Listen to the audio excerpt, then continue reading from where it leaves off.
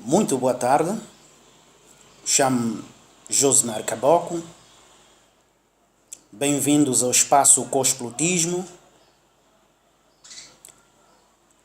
Hoje, para a nossa palestra, vou trazer-vos um tema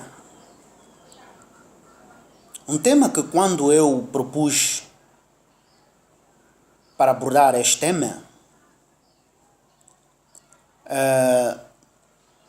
bati na mesa ou na madeira, como é da praxe os brasileiros e noutras sociedades fazem. O nosso tema de hoje, portanto, é um tema pertinente, é um tema que desde a ontologia humana se vem discutindo e o homem tenta procurar uma razão para compreender o que a morte.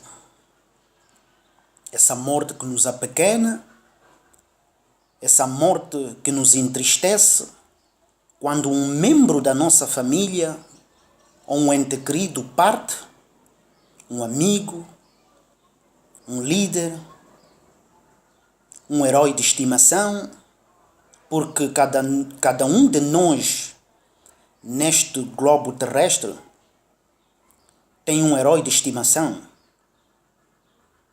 Bom, não animal de estimação, mas herói de estimação. Ok? E quando vemos que este herói de estimação partiu dos nossos olhares, foi para o mundo além, então isso nos entristece. Mas a morte tem que ser vista como uma manifestação cultural. A morte não pode ser só vista como este lado lúgubre, este lado triste, este lado que nos apequena. Mas a morte é uma transição da vida para a vida. O que é isso da vida para a vida? Temos uma vida, morremos, ressuscitamos e voltamos à vida. A chamada lei do eterno retorno. Ok? Embora muitos que não acreditam, muitos que se chamam ateus, não acreditam, mas há também uma confusão, isso que eu chamo o cúmulo da decadência das palavras, porque ateu não é aquele que não gosta de Deus. Ateu não é aquele que não aceita Deus. Ateu é aquele que não aceita Deus de uma certa religião. Ok? É preciso nós às vezes compreendermos muito dos ditames da vida. Porque quando alguém se identifica logo como um ateu, nós ficamos aterrorizados. Dizemos logo, é ateu, esse homem aqui é como um diabo. Não. O ateu não tem nada a ver com a diabolização, não tem nada a ver com o satanismo. Portanto, o ateu é apenas um elemento, um indivíduo que se interessa pelo estudo das leis da natureza, compreendê-las. Ok? Mas ele não aceita, por exemplo, o Deus do Islã, Alá. Então esse é que é o ateu. Não é porque ele não aceita o Deus da existência desta humanidade, desta natureza. Ok? É preciso nós compreendermos esses pequenos elementos que compõem, portanto, a compreensão das coisas, a razão das coisas, a existência das coisas. Bom, e quando eu falava da morte, desde a ontologia humana, melhor dizer, os homens sempre se debateram em conhecer por que que morremos. Ok? Primeiro, por que existimos e por que morremos. E como eu já disse atrás, a vida que é um dom, um bem, uma potência da existência humana, uma ataraxia, uma alegria. Portanto, depois surge a morte para nos apequenar, para nos dar tristeza. Quando nós amamos a natureza, há quem, por exemplo, chora por perder um cachorro. Há quem chora porque perdeu um animal de estimação. Bom, para compreendermos a vida, é preciso fazermos uma reflexão plausível e concreta da vida. Só há morte se existir vida. E só existe vida se existir morte. Vocês já ouviram falar do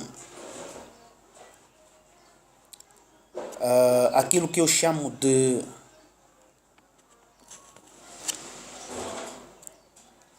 a lei da manifestação, aliás, a lei da manifestação do contraste, ok? Que diz que a consciência nasce no contraste. Quer dizer, que nós só conhecemos a morte porque existe a vida. Nós só conhecemos a vida porque existe a morte. É como, por exemplo, vou-vos dar aqui um exemplo. Mesmo no mundo sensorial, porém, eu tenho aqui este objeto, eu só sei que ele é azul, ou só sei que esta parte é transparente, porque tem aqui o azul. Ok? E só conheço que isto é azul quando o transparente se acaba e começa o azul. Assim então, a consciência nasce no contraste. Nós só demos valor da vida quando a morte chega. E só demos valor da morte quando nós vivemos. Bom, para dizer-vos então que a morte é também uma manifestação cultural e que interessa muito à antropologia, que estuda esses fenômenos das manifestações culturais, desde as sociedades remotas até hoje. Assim também como a sociologia se interessa por essa manifestação da morte, porque ela ocorre num espaço sociológico, numa sociedade onde existem homens, onde existe vida, onde existem seres ligados entre si através de manifestações sociológicas, e também da filosofia, que é o grande supervisor do conhecimento ou da sabedoria, dessa possibilidade de conhecer objetos e compreendê-los. Ok? Então a morte não pode ser vista apenas como inexistência da vida, como algo lúgubre, algo triste, mas deve ser verificada como uma manifestação cultural, uma manifestação da vida, uma reflexão da vida. Enquanto nós vivemos nesse globo terrestre, onde existem todas as manifestações, onde nos engrandecemos, onde fizemos tudo, onde roubamos, onde matamos, onde comemos, onde sofremos. A morte é a reflexão disso tudo. É a maior reflexão da vida. É a morte. E nós só conhecemos a morte, ok? Por ouvir dizer, o fulano morreu. Ok?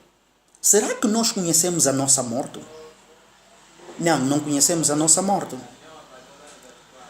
Porque só conhecemos a morte quando um nosso parente, quando um nosso ente querido, um membro da nossa família, uma namorada, ou um outro indivíduo da sociedade morre. É aquilo que Platão queria compreender sobre a morte. E ele disse, para compreender a morte eu tenho que morrer. Mas Platão morreu, até hoje nunca voltou.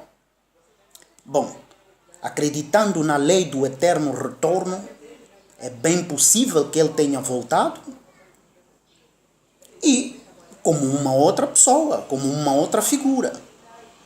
Porque existe um livro que eu uma vez tive a oportunidade de ler, o Evangelho de Judas. Bom, aquela reflexão, aquele mito, até não chamo mito, aquela calúnia que ronda à volta da figura de Judas, o traidor, e que foi encontrado, portanto, um pote num campo no Egito, onde uns agricultores estavam portanto, a fazer a lavoura e encontraram portanto, um pote onde tinha um rolo com escritos e que foi levado para, portanto, um museu de história, e foi descoberto então que este rolo, este pergaminho, falava sobre o Evangelho de Judas, que o Judas não é aquela figura, o filho de Iscariotes, aquele que foi considerado nesse retrato, nessa reflexão, como o homem proveniente de Iscariote, portanto, que era uma região no antigo Israel, que não foi, portanto, ou porém, Judas que traiu Jesus. Não foi. Nem sequer recebeu 30 moedas de prata como a religião cristã ou a religião católica, portanto, encenou esse filme para dizer que Judas, para danificar a imagem de Judas. Bom, e foi encontrado neste pergaminho sobre o Evangelho de Judas, e que no fim há uma leitura que se faz de que, bom, mas isso eu posso considerar também uma invenção do escritor, que diz que Judas teria ressuscitado como Joana de Arco,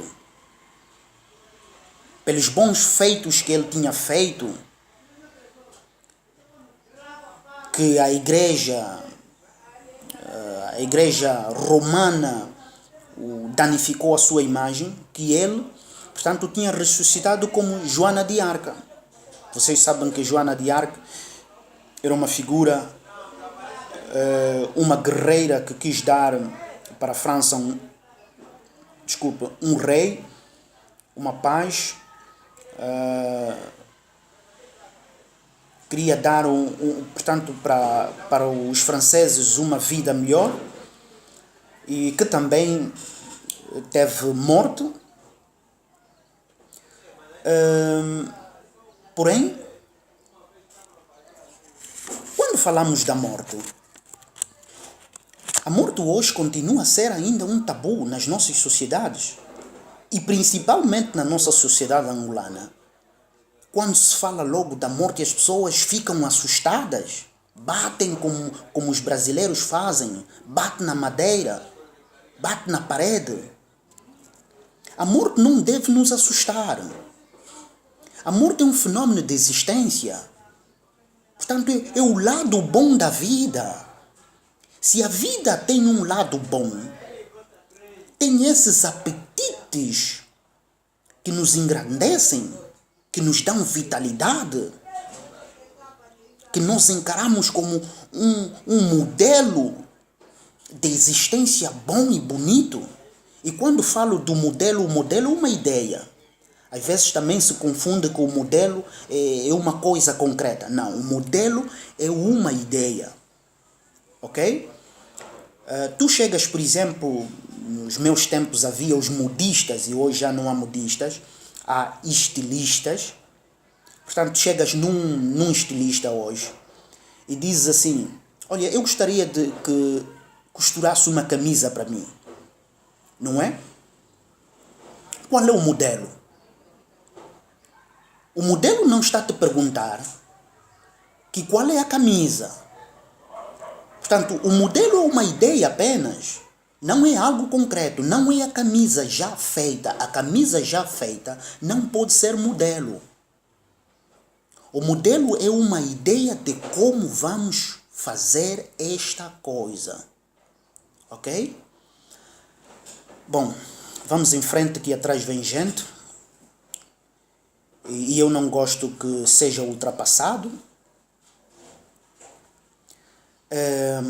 Quando eu falo da morte como um fenômeno de existência, bom, vamos recorrer a 5, 6 mil anos atrás, em sociedades como sociedade celta, ou civilizações celtas, civilizações caldeias, civilização egípcia, onde a morte não era apenas vista como um lado obscuro da vida, mas se dava uma razão. E vocês podem recorrer ao livro, o livro dos mortos do Egito, que eu considero mais, usando a síntese, eu vejo mais que é uma poesia épica, que dá, portanto, uma visão de como se deve tratar os mortos, qual é o lugar dos mortos e o que a morte tem nesta relação com a vida. Vocês sabem que nessas sociedades, e vocês vejam a beleza que a morte tem. Não é só a vida que tem uma beleza, mas a morte também tem uma beleza. Muitos estarão a perguntar-se: beleza na morte? Mas esse camarada está louco. Não. A morte também tem uma beleza. Embora que essa morte nos apequena, embora que esta morte nos reduz, embora que essa morte nos entristece, mas a beleza da morte está na sua transição para a vida. Ok? Porque se nós recorrermos à lei do eterno retorno, você não pode passar da vida para a vida. Ok? Você tem que existir. Existir pressupõe viver e depois morrer, ter um fim dessa existência que se chama vida e passar então para uma transição, porque a vida é o que é? A vida é um ciclo da morte e vida, é um ciclo, melhor dizer, da existência. Você vive morre e volta a viver. E para os religiosos, por exemplo, que acreditam na ressurreição, como Jesus, o grande mestre, fez ressuscitar Lázaro e a menina que estava doente, ou que já tinha morrido e ele fez ressuscitar. Portanto, se nós acreditarmos nesses elementos espirituais, ok? Vamos ver que existe aqui um ciclo. Lázaro esteve morto, esteve primeiro vivo, depois morto e voltou à ressurreição. Então não podemos ver a morte como algo mau, como esse lado apenas escuro que nos entristece. O grande problema do homem é como um escritor que escreveu um livro e tem uma passagem que ele diz: imagine, você faz um boneco de barro e sopra neste boneco e dá vida. E o boneco se põe a andar. E depois o boneco vira para si e pergunta: ei, mas você me fez para quê? O que é que eu vou comer? Onde é que eu vou viver? O que é que eu vou vestir? E tu olhas para o boneco: epá, esse gajo aí está pirado. Eu acho que é falha de fabrico. Machucas o gajo e... não, isso é falha de fábrica. Ok? O homem é como este boneco. O homem espera de estímulos externos. O homem ainda vai buscar perguntas na natureza. E as respostas estão ali. O homem ainda vai buscar respostas na natureza que lhe doou a vida. Ele não se pergunta a si mesmo, e é isto que Píngaro diz, o chamado poeta de Delfos, que viveu na antiga Grécia. Píngaro dizia que: homem, conheça-te a ti mesmo. E o que é que significa conhecer-te a ti mesmo? E há uma outra passagem de um dos apóstolo Saulo, ou Paulo, aquele que é chamado, é retratado como o homem que manca, o pequeno. Saulo significa coisa pequena. E há uma passagem, acredito que é nas suas cartas, que diz que conhecereis a verdade e a verdade vos libertará. Bom, se nós usarmos a síntese, não é? E que é isso que eu gosto de usar, Paulo não estará a dizer que a verdade é que nos vai libertar. Mas ele está a chamar, faz uma atenção e uma reflexão de que: homem, conheça-te a ti mesmo. Domina-te a ti mesmo. Só o homem que vai conhecer a si mesmo e vai dominar a si mesmo terá uma liberdade. Ok? Terá uma liberdade. E é isso que Píngaro, o poeta de Delfos, também diz: homem, conheça-te a ti mesmo. E que significa dominar-te a ti mesmo. O que é isso? É dominar as leis da natureza. Ao invés de irmos buscar respostas na natureza, nós temos que dominar as leis que circulam, as leis que existem nessa natureza. O que é que eu sou? Qual é a minha missão aqui na Terra? Porque todos nós temos uma missão. A minha missão não é ser gatuno. A minha missão não é ser um político. Não, ninguém nasceu para ser político. Não existe isso. Por isso é que eu não acredito na predestinação. Embora que muitos acreditam, mas eu não acredito na pré-existência. Não, tudo existe. Não pode existir pré-existência.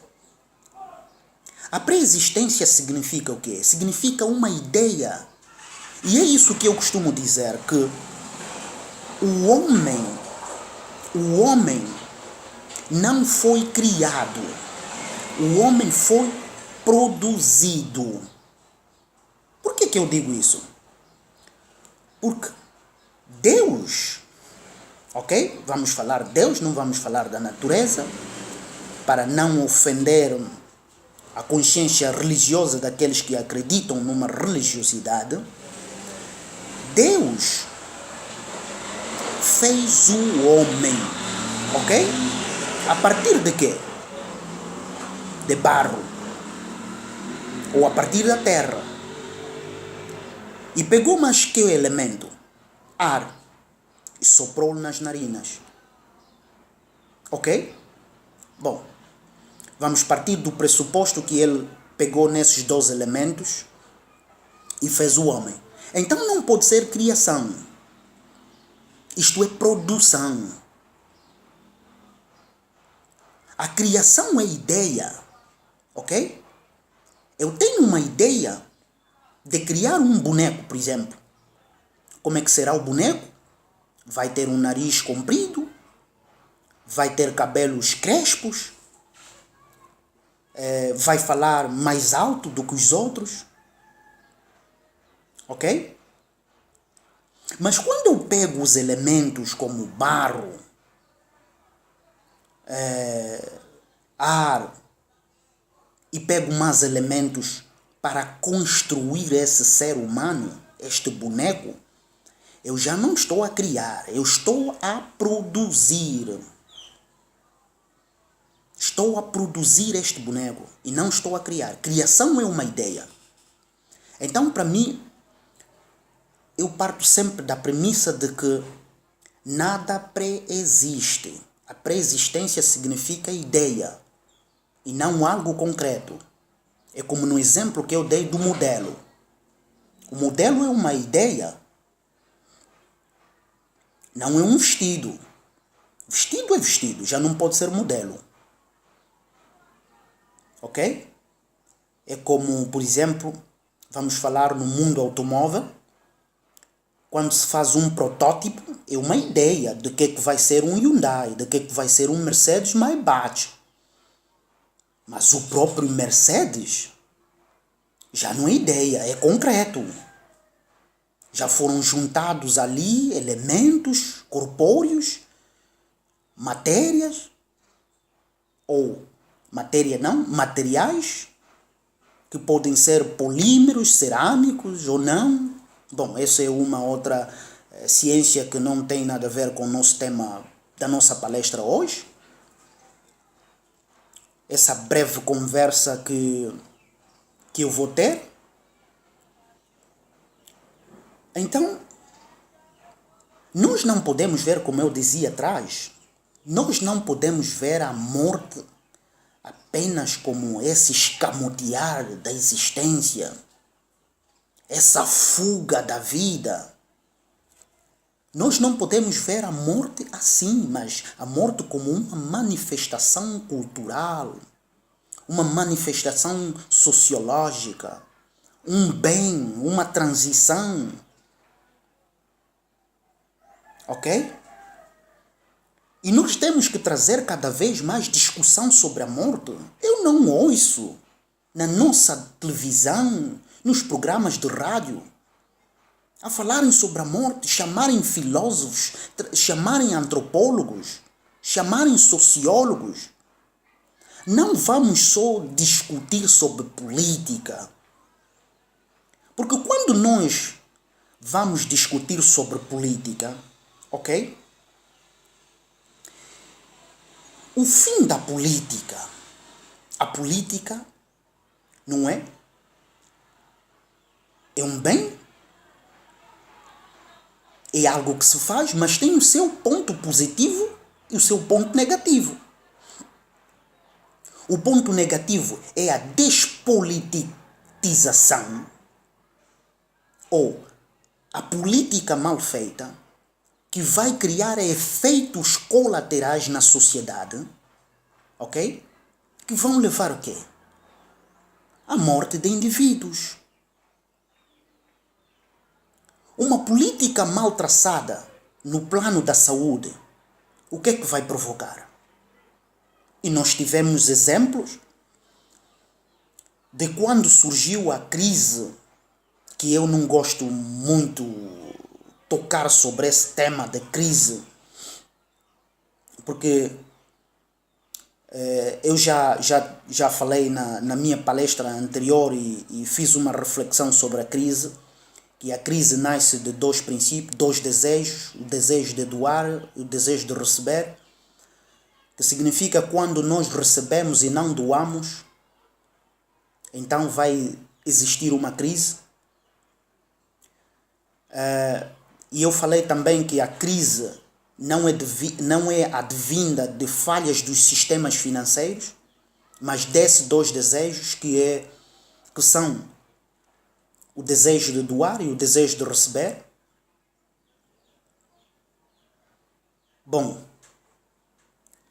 como eu ia dizendo, então não podemos encarar a morte apenas como algo triste, algo que nos entristece, algo que nos retira a nossa boa convivência. Mas devemos olhar, e vocês vejam que existe em muitas sociedades que a morte é uma alegria. Que a morte é uma alegria. Que dança-se, que faz-se festa. Mas agora nos perguntamos, estamos a festejar a vida ou a morte?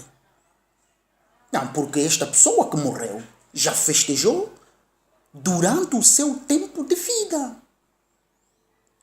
Se agora estamos a tocar batuques porque o líder morreu, porque o nosso herói de estimação morreu, porque o nosso ente querido morreu, vamos beijá-lo, vamos abrir o caixão, vamos lavar as mãos depois de sair do cemitério.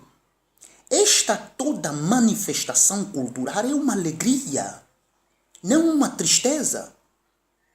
Porque não lava a mão quem está triste. Não lava-se a mão porque você está a se despedir com tristeza daquele indivíduo que um dia fez parte do nosso mundo, do nosso globo, desse núcleo plasmático. Você não está se descartando dele, mas você está a prestar um tributo.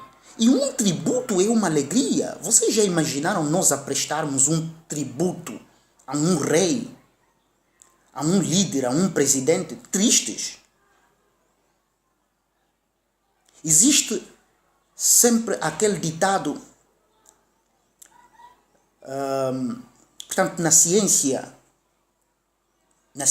do comercial, quando nós falamos de atendimento ao público, que você tem que estar sempre com um sorriso nos lábios, ok? Embora eu considero isso um dever e não uma obrigação, e porque Baruch de Spinoza diz que o dever é uma imposição, mas também que eu discordo com ele, mas também concordo com ele, porque o dever é uma imposição como? Porque não existe uma deliberação em você fazer aquilo. É um dever. É o teu dever meter comida em casa. Haja ou não, você tem que meter a comida. Logo, subjetivamente, não objetivamente, subjetivamente, este dever se transforma numa imposição. Ok? Não é porque alguém tem que estar ali com o martelo a bater na mesa. Teu dever é fazer isso, teu dever é fazer aquilo. mas também podemos recorrer, por exemplo, no mundo laboral, que nós temos deveres, direitos, temos responsabilidades, e quando falhamos um nosso dever, nós somos castigados. O que significa dizer que há uma imposição. Não existe uma deliberação inteligível da nossa vontade em fazer as coisas. Ok? Você tem que entregar o relatório na sexta-feira, é uma imposição. É um dever, mas é uma imposição. Ok? Então não podemos encarar a morte como algo triste. Algo que nos apequena, embora ele nos apequena. É um fenômeno de existência e nós temos que aceitá-lo. É a possibilidade, é a adaptação da possibilidade de uma nova vida. Só haverá esse ciclo de transição da vida, morte, vida, se nós existirmos e se nós morrermos. Ok? Então não é como Dantes, aquele poeta que escreveu a Divina Comédia, uma comédia, portanto uma poesia épica que escreveu sobre o inferno, que ele teve que passar por 9 ciclos para chegar portanto, ao paraíso ou aos céus. Bom, e se nós vermos também, e nós recuarmos na nossa reflexão, vamos ver que a morte não pode ser uma tristeza. Por quê? Porque Dantes, quando nos traz essa reflexão sobre os 9 ciclos do inferno que ele teve que passar para se chegar ao paraíso, ok? Ele teve que morrer. Só vai ao inferno quem morre. A não seja que haja um inferno terrestre. E que o paraíso também seja terrestre. Mas se o inferno e o paraíso forem lugares que subjetem, portanto, a nossa energia psicológica, que não são lugares concretos, vamos verificar que para passar no inferno temos que morrer. E para se chegar ao paraíso também temos que morrer. Então não podemos encarar a morte como uma tristeza. Não podemos encarar a morte como algo mau. Isso é porque o homem, como eu já referi atrás, não está preparado, porque o homem espera de estímulos externos. Está à espera de uma resposta que a natureza vem lhe dizer: homem, você morre por isso. Como muitas ciências, como escritos canônicos dizem, o salário do pecado é a morte. E aquele que não peca e morre, qual é o salário dele? Qual é o salário dele? Aquele que não peca, mas morre, tem esse fim. Qual é o salário dele? O paraíso. Podemos considerar o paraíso. Mas para ir ao paraíso, ele tem que morrer. Se o salário do pecado é a morte, ok? Existe aqui um contrassenso nas ideias. Existe um contrassenso nas ideias. Se o salário do pecado é a morte, e o homem, enquanto viveu, enquanto tinha essa potência de agir, enquanto deliberava sobre seus instintos uma energia positiva, fazia bem à humanidade, conversava bem, não tratava mal os outros companheiros, ele morre para poder ir ao paraíso. Ok? Então, o salário do pecado não pode ser apenas a morte. Tanto o salário do bom indivíduo, e é ali onde eu me apego ao valor da ação, aquilo que fala do pragmatismo consequencialista, de que o resultado de uma ação, ok? O resultado de uma ação vai depender da consequência, ok? E quando vamos falar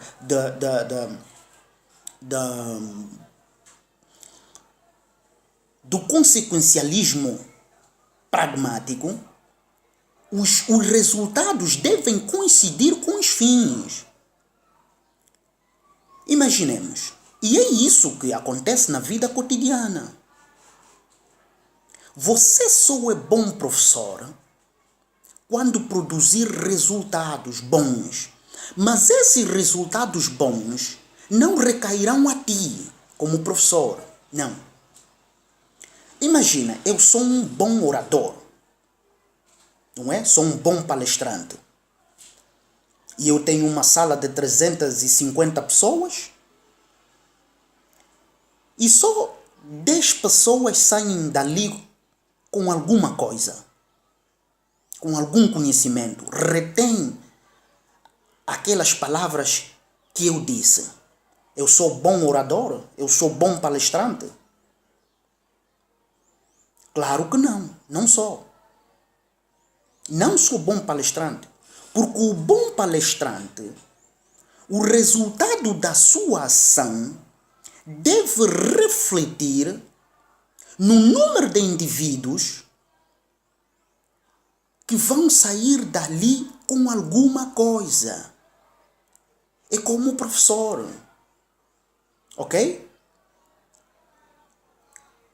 Eu sou bom pastor, mas as minhas ovelhas estão dispersas, caem no penhasco. Eu sou bom pastor?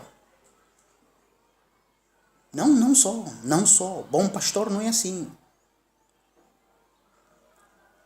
Você pode ser bom pastor, bom orador, bom professor, se o resultado ou a consequência da sua ação, do valor da sua ação, não refletir no bem, e nós podemos ver nas elites políticas, é bom presidente.